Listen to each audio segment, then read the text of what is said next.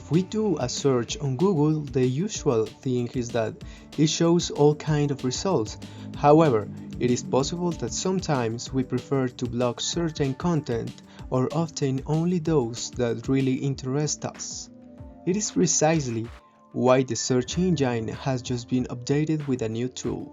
This is the option Personal Results, which, as its name suggests, has the function to showing us personalized results based on the information that Google has about us. Next, we will tell you how to easily and quickly activate that setting. Google has updated its search tools with a new option that allows us, as we said, to see results based on the data from your Google account in the search. You can activate or deactivate it easily by following these steps.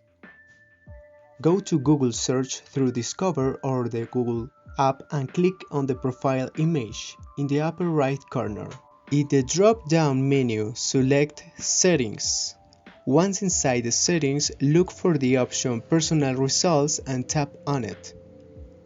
On the new page, just activate or deactivate the option Show Personal Results.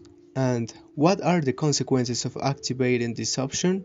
As Google explained, having personal results turned on will autocomplete your search story prediction so you can pick up where you left off.